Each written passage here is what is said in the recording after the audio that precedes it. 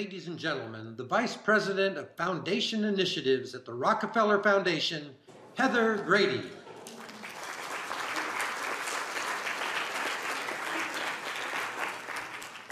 Good evening, everyone. It's a real pleasure to kick off this evening awarding the wonderful grantees that the Rockefeller Foundation is pleased to support. Many of you were at the event this afternoon. Some of you weren't. I want to point out that we had a lively debate about the interface between technological innovation and social innovation. At the Rockefeller Foundation, we celebrate all kinds of innovation. The best social innovations often combine elements across disciplinary boundaries in new ways to yield better solutions and leave stronger social relationships in their wake. The awardees tonight are on the leading edge of social innovation. The story of our first innovation awardee is a remarkable one. In 1957, a young Egyptian refugee arrived in Britain, his Jewish family forced to flee their home as a result of the fallout from the Suez Crisis that had taken place the year before. The family left with one suitcase and 10 Egyptian pounds each to their name. The young boy spoke French and Arabic and not a word of English. These were the unlikely beginnings of the man who has come to be known as the father of British venture capital. And just as his life had no ordinary start, neither is this Innovation Award winner an ordinary business executive. As Sir Ronald Cohen went on to achieve extraordinary financial success, he never forgot his humble roots. After co-founding the internationally renowned venture capital firm, Apex Partners Worldwide, Sir Ronald focused his formidable business acumen on helping the disadvantaged and spurring economic development in poor and vulnerable communities in his adopted homeland of the UK, as well as in the Middle East. As chair of the British government's Social Investment Task Force for a decade, Sir Ronald headed a team of leaders from business, finance, and the social sector in collaborating across their fields to develop dynamic cross-sector solutions to addressing social challenges. What they devised has the potential to transform the health and welfare of societies around the world. Based on task force recommendations, as well as those of the Committee on Unclaimed Assets, which he also chaired, Sir Ronald co-founded Social Finance in the UK in 2007 and the US sister organization Social Finance Incorporated 3 years later. Together, these social investment banks have pioneered the use of new financial securities, social impact bonds, which raise capital from private investors for nonprofits whose work prevents and addresses costly social problems, thereby saving government expenditures. The world's first social impact bond, launched in 2010 in the UK, is financing nonprofits working with ex-offenders to keep them out of the prison system. When this work succeeds, the UK government will share a minority of the savings with the investors, who will receive a fair return for taking the risk of funding this prevention program. And the Rockefeller Foundation is very pleased to be an early supporter of this work. This revolutionary approach can be applied to a range of problems, from rising levels of diabetes to school dropout rates to inadequate care for the elderly. And it is already engaging the interest of governments around the globe. If Benjamin Franklin was right when he said an ounce of prevention is worth a pound of cure, the potential magnitude of social impact bonds is immeasurable. Most importantly, social impact bonds are primed to breathe new life into poor and vulnerable communities who have never before been a magnet for substantial private sector investment. It seems only fitting, then, that the unlikely refugee turned venture capitalist in our midst has dedicated his life to uncovering potential in unexpected places. For his groundbreaking innovations on behalf of social good and the many more accomplishments that we know are to come, we celebrate him tonight. Please join me in congratulating and welcoming to the podium Sir Ronald Cohen.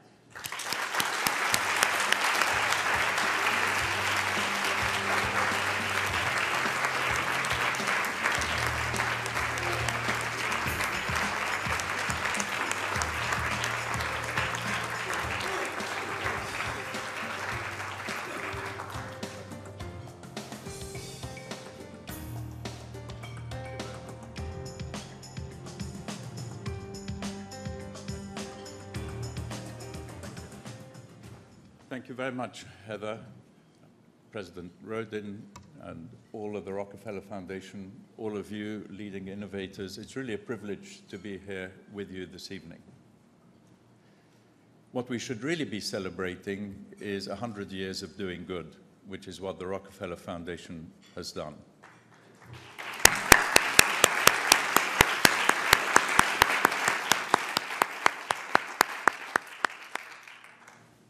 I doubt whether the original Mr. Rockefeller could have looked ahead 100 years and seen just how much the Rockefeller Foundation has been able to achieve.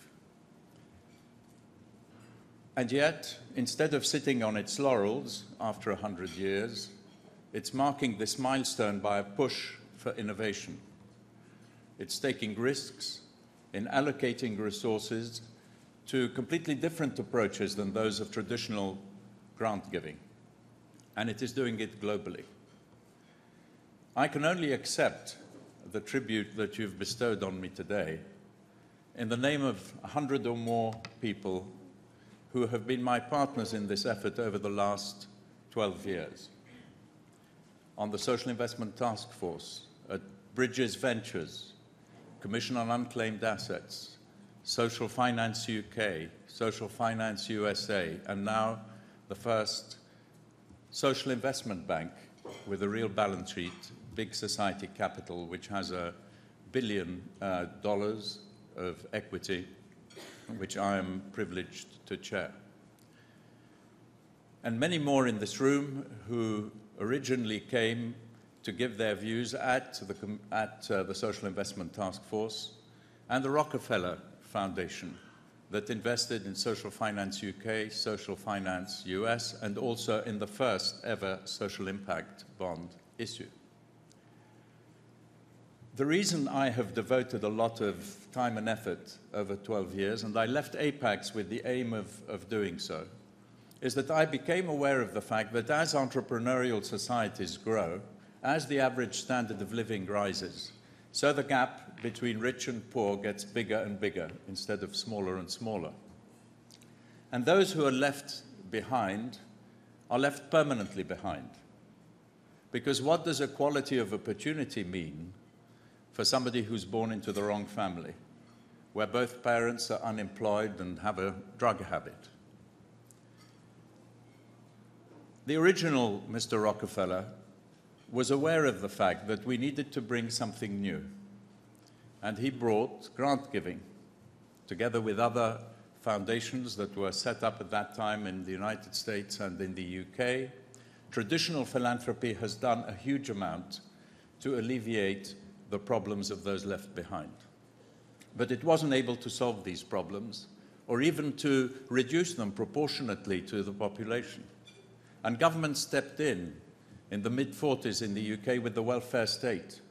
And government made determined efforts and allocated unbelievable resources. And today, what do we see? We see that governments are out of cash and out of breath where social issues are concerned.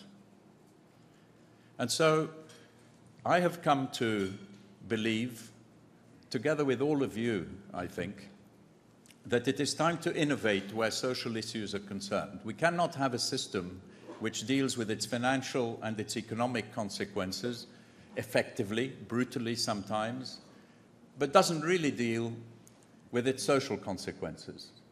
And within all our societies is a social sector traditionally called the third sector. What kind of a name is that? The social sector, with $700 billion of foundation assets in the United States and 9 million people working in not-for-profits.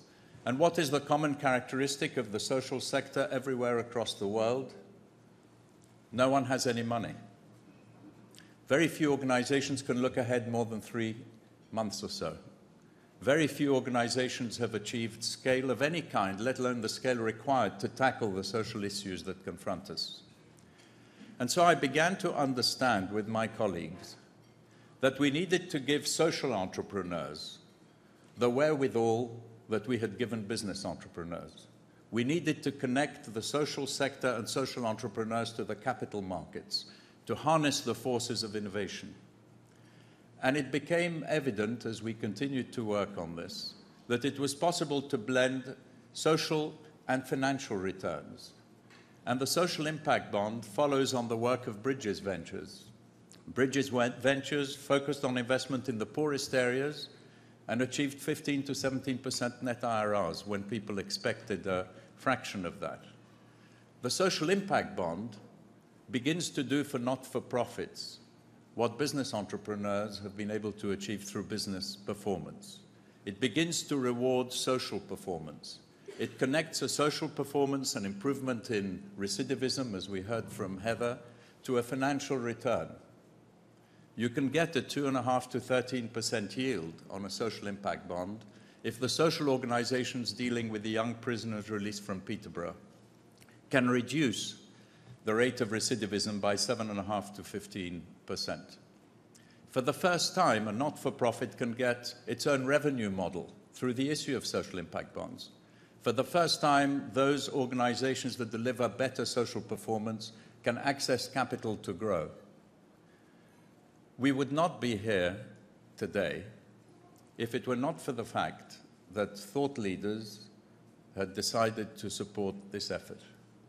The challenges ahead of us are huge, but they're no bigger than the challenges that faced business entrepreneurs 30 or 40 years ago when Alan Patrikoff and I teamed up to try and create the venture capital industry and our firm. I believe that we can look forward to a world where resources are made available to social entrepreneurs through the financial markets, where financial institutions devote part of their balance sheets to investing in these assets, which are uncorrelated to equity markets and achieve a social return as well as a financial return. I've learned in my career backing entrepreneurs and as an entrepreneur that those who have expertise and a sense of mission do far better than those who don't have a sense of mission.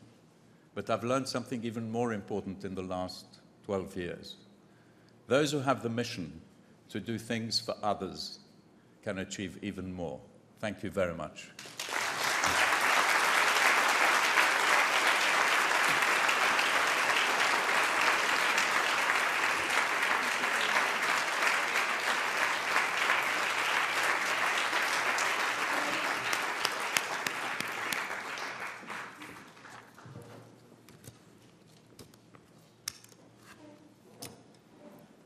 Design for Change, our Young Innovators Award winner. Some of you might have noticed we have some rather young people in the audience tonight. Design for Change begins with a simple and powerful premise: I can. More specifically, children can. By empowering students to identify the challenges that most affect their communities, Design for Change encourages them to find the solutions themselves and lead adults and their classmates in this effort. Design for Change first began in a school in Ahmedabad, India, growing just a few years later to more than 32,000 schools across the country. Not long after, Design for Change became an international movement, empowering 25 million students in 35 countries to improve their communities. Children are introduced to a four-step process: feel, imagine, do, and share. And rather than ask the question, can I, they are taught the power of saying and believing in the phrase, I can. In India, Design for Change students have taught their parents to read, stopped child marriages, cleaned up their neighborhoods, and fixed potholes on the street. In Lancaster, Pennsylvania, a group of students concerned about childhood obesity reached over 55,000 members of their community as they advocated for bike paths there. In Bhutan, students at one school decided to reduce their use of throwaway packaged food after visiting a landfill and seeing the waste piled there. Expanding the impact of their project, the students got 80 other schools to endorse their efforts. All around the world, children, including the children who will be on this stage tonight, are stepping up and learning that the power to create change lies in them as much as with the adults who educate them and influence their lives. This feeling of agency and advocacy will stay with these children their entire lives, encouraging them to remain engaged as they become adults. As an ambassador of the organization once said, the task inherent in the Design for Change School Challenge, defining problems, determining solutions, and effecting change, something that the Rockefeller Foundation also aspires to, challenges both sides of a child's brain and all parts of their hearts. For recognizing that children are an untapped resource in developing better and more livable communities, and in creating the potential for leadership and citizenship for the youngest among us around the world, we celebrate the accomplishments and innovations of the Design for Change School Challenge and the work of its founder, Kiran Bir-Sethi. Let's welcome up the School Challenge participants who are accepting tonight's Innovation Award on behalf of their many peers around the world who are inspired on a daily basis by Design for Change. Kiran and students Tuoya Chang from Taipei, Taiwan, Danielle Antonio Dominguez from Guadalajara, Mexico, and Caitlin Friedberg and Abigail Frankel from Pearl River, New York. Please join me.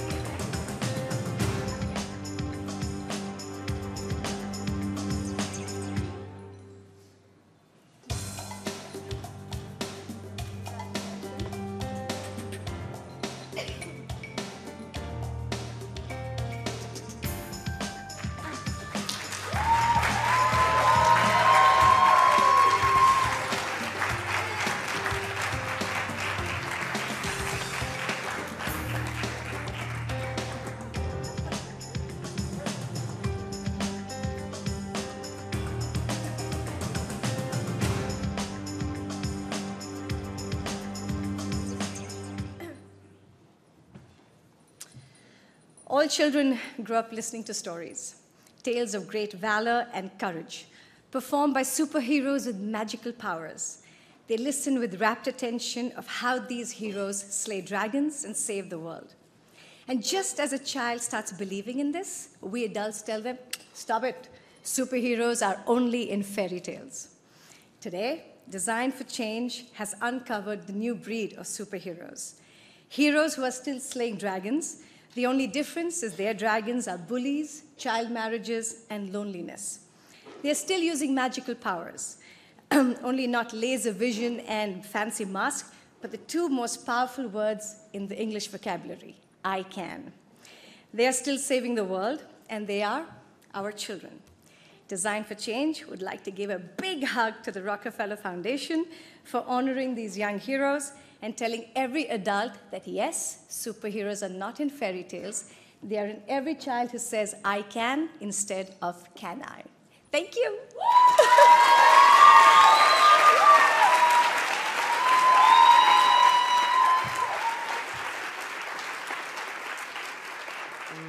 Hello, everyone. My name is Jonathan, and I'm from Taiwan. My project starts with my friend Jack. My friend Jack, he couldn't see, and he wants to know the people around him, how they look like, how his friends, how his family look like. But he's too shy to ask, so I designed little invitation cards that he could give to his family or to his classmates, to his teachers, and to his friends, and to tell them that he wants to feel their faces and see if they accept it. And through the project, I learned that this is the first time that Jack ever touched his mother's face, and I'm very touched, and by the same time, I feel very warm. And I think there are many like Jack still out there, so I printed many cards, and I spread them out to other organizations, and we hope to help more people. And this is my story. Thank you.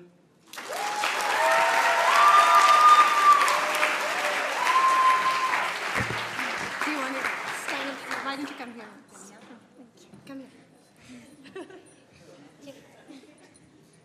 Hi everyone, my name is Danielle and I'm from Guadalajara, Mexico, and I'm here to share my story about the Kilometer of Love, my project. Well, it all starts, I invented the project so that we could help our children that have cancer from all around the world, so that they have better medications and so they can live a better life. And I believe that this program, it can help everyone. It showed me to never give up, no matter what the problem is, and that we can all make a difference, even someone like me. And we do it all from the heart. Thank you.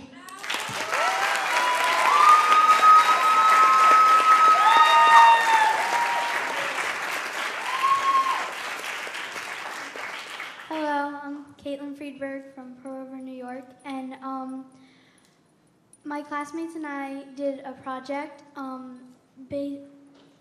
trying to prevent bullying from happening in our school, because it's a big problem, and we wanted everyone in the school to have someone there for them when they need help.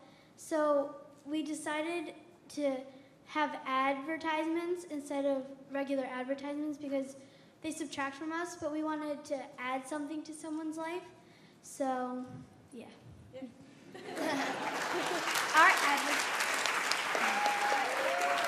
Our advertisements were posters that displayed positive messages, such as kindness doesn't cost anything, be a friend, not a bully, and this is a bully-free zone. And we displayed these messages throughout the school. As soon as our peers began to understand what these messages meant, words began to turn into actions.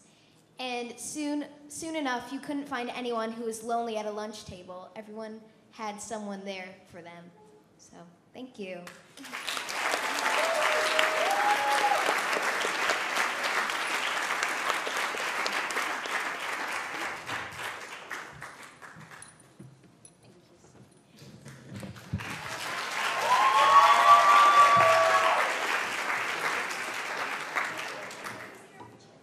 I would say innovation is in good hands for the next 100 years. Before I introduce the third awardee, I would just like to give a shout out to someone who received an award last year, Jane Wayru. Jane, can you please stand?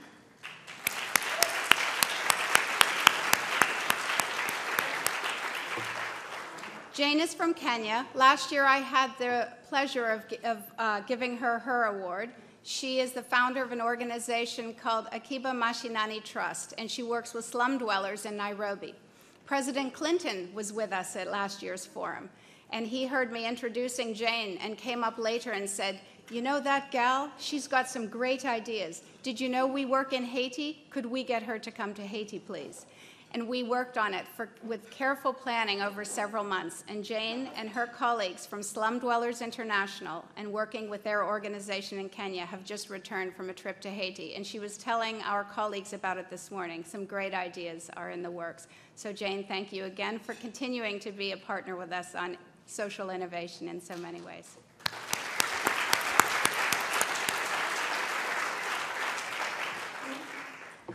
And now our second innovation awardee, Circle of Blue, for the non-youth category. The challenges of our time increasingly require access to complex information to inform the global public and to enable action by policymakers around the world. The need for reliable information arises just as journalism budgets and newsrooms are shrinking.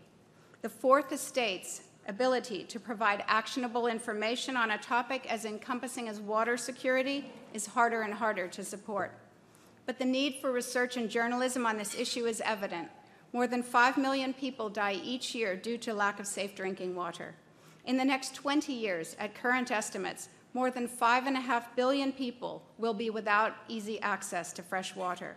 The statistics are sobering, the need for action is real, and more to the point, the need for accurate and comprehensive information that people can act on is needed now more than ever before.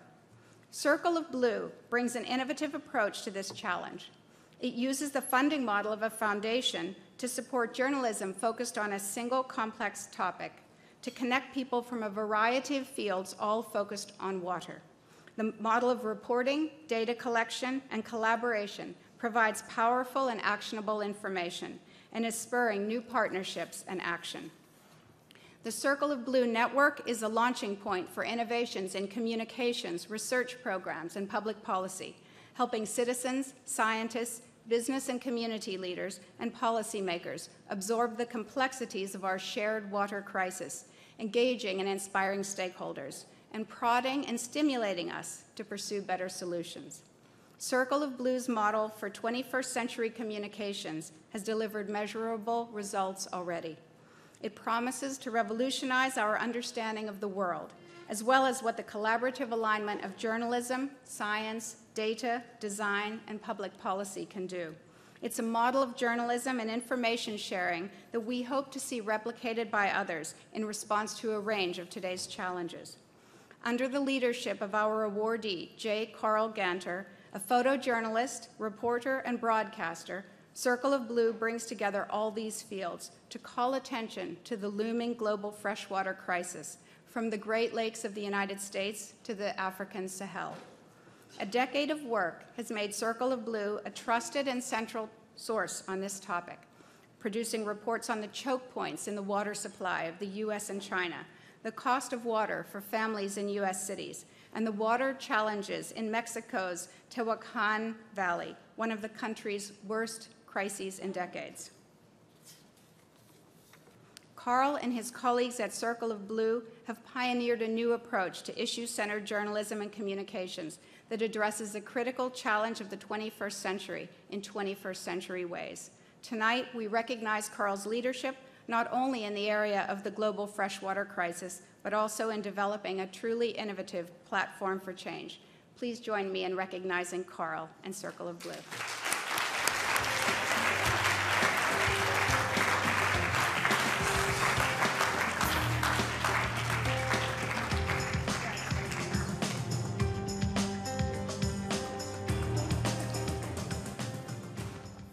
Wow, thank you, Heather. And it's such a huge honor to be among so many superheroes, really. I mean, so many people in this room have dedicated their lives to innovation, to changing the world for the better. And I have to believe that as part of a global shift, that it's a recalibration in how the world deals with its problems. When I was 15, my very first big story, and as a journalist, we're always looking for our big story, but my very first big story was chasing Jacques Cousteau's Calypso as it traveled the Great Lakes. Of course, behind every great journalist is a mom who drives him there. So here was an explorer who inspired us. He took us places that we couldn't go, and he showed us wonder and imagination and really hope. When our daughter, Kira, was born 12 years ago, my wife Eileen and I knew that her generation would face huge, huge challenges. It was becoming clear that water would be the big story of the century. It would be the biggest story of her life, and it would be the biggest story of our lives. And unfortunately, it already is the biggest story of our lives. At this moment, we face a wicked problem unfolding, to use the words of the Rockefeller Foundation, a wicked problem. There are major disruptions that are severely affecting economies, the environment, and people at all levels around the world. We are all vulnerable. But at this rare moment in time, when we can choose between hope and fear, we have innovation. And innovation is about listening. It's about connecting. It's about exploring. It's about what journalists, at least what I believe journalists do, and ask very simple questions, reframing the challenges and asking, what if? It's all about optimism. Innovation is about optimism. It's about setting higher expectations for ourselves and really also for our institutions. And it's about thinking big, and it's about thinking systemically, making the connections. So today here at the Innovation Forum, it's been a fascinating day, but today here at the Innovation Forum and around the world, we're becoming more nimble in how we work and how we collaborate. We're empowering people at all levels with better information to make better choices. We're realizing that solving these challenges requires an effort just as tenacious and adaptive as these problems themselves. So when Kira was born, we activated our networks. Journalists around the world, data experts, scientists, design thinkers, conveners, and we call them action figures. These are people who get things done, people on the ground who are doers. At Circle of Blue, we created a new model to help us listen better, to go from the stories on the ground to the policymakers in the highest towers, to connect them, to really create knowledge feedback loops that accelerate solutions. The goal is to help the world chart a new course, to chart a new vector based on facts, based on great stories, and feedback. So I would like to thank the Rockefeller Foundation, and of course, everyone here and watching, superheroes, everyone. It's a message of hope. We have a shared message, we have a shared optimism. And I also need to send a special thank you to our Circle Blue team. So over this last 10 to 12 years that we've developed this model that have made this possible. And also the Pacific Institute, our partner on this journey. And of course, I need to thank our co-designers and my great inspirations, Eileen and Kira. But in addition to all the great things that innovation does, design thinking, optimism, and vision, I think its greatest benefit that innovation does is it makes hope visible. So thank you very much.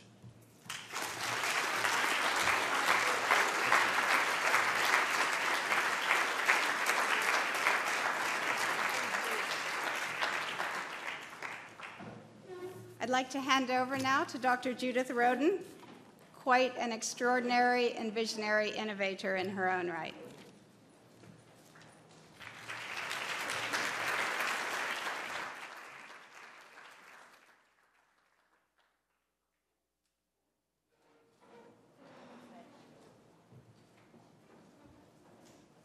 Well, thank you, Heather. These were extraordinarily inspiring people. I hope that you feel both as touched and optimistic as I do at this moment. I now have the pleasure of awarding the Lifetime Achievement Award, but let me start by reminding us that newspapers over the past few years have been full of stories of corporations that award runaway bonuses to their top brass and pursuing profits or benefiting shareholders at the expense of all others. Can you imagine then a multinational organization that by its very structure, its very operation, is designed to put the interests of the common good on the same level as the profits of any group? It is the chairman of that organization that we honor tonight. Thinking about the public good is something that comes naturally to Ratan Tata and the Tata Group. Since 1868, the Tata Group has worked to provide fair wages, good working conditions, and social services to their employees. This has proved to be good business. The Tata companies are one of India's largest industrial houses today, employing more than 425,000 people worldwide. The Tata Group has used company profits to enrich the communities in which it operates, so much so that 2/3 of Tata Sons, the group's primary shareholder for all the key Tata companies, is managed by philanthropic trusts that were founded by members of the Tata family 120 years ago. The Tata Group understands that business can be as much of a force for social empowerment and equality as a force for profit and growth. As Mr. Tata, who serves as the head of those philanthropic organizations, once wisely said, and I quote, "If industry is numb to the concerns of civil society, if it considers itself beyond the public good, or even if it needs government diktat and monitoring to do the right thing, I don't see how such an industry can survive for long. We are in it for the satisfaction gained from knowing that we have put our shoulder to the wheel of nation building, that we are serving the country that provides us sustenance." I end my quote. Even as chairman, Mr. Tata has remained intimately involved in the details to ensure the businesses carry on the Tata brand tradition of doing good while doing good business. His recent focus on automobiles is a case in point. As we know, it is all too common for families in the developing world to travel together, perched precariously on a two-wheel motorbike, 3 people, 4 people, 7 people. For these families and their children, Tragedy is no further away than the slip of a handlebar or a bump in the road. It was this very image, the two-wheeler family, that got Mr. Tata thinking, and not just thinking, but innovating. How, Mr. Tata asked himself and his team, could Tata lead the industry in building a safer means of transportation for the two-wheeler families and do so at affordable prices? The answer came in the form of the Nano, a $2,500 small car produced by Tata Motors that happens to get more than 50 miles to the gallon. We've been talking about biofuel opportunities that are really going to be transformational. Its price offers an improved quality of life to those at the base of the pyramid within India who before lacked the income to purchase anything but a scooter. Access to a car is a game changer for families, not just in terms of safety, but also when it comes to accessing health care, education, and ultimately access to a higher standard of living. This December, after more than 20 years of tremendous accomplishment at the helm of the Tata Group, Mr. Tata will retire. In fact, I would say that the only thing he has not succeeded at doing during his tenure was retiring the first time when he wanted to. He's so respected and admired for his work that his colleagues got him to postpone his retirement 5 years ago. We celebrate Ratan Tata tonight for his vision, for the Tata Group's leadership and innovation in the area of corporate social responsibility, beginning more than 120 years ago, and for his personal commitment to the poor and the underserved. Please join me in acknowledging and honoring Mr. Tata, the recipient of the 2012 Rockefeller Foundation Lifetime Achievement Award.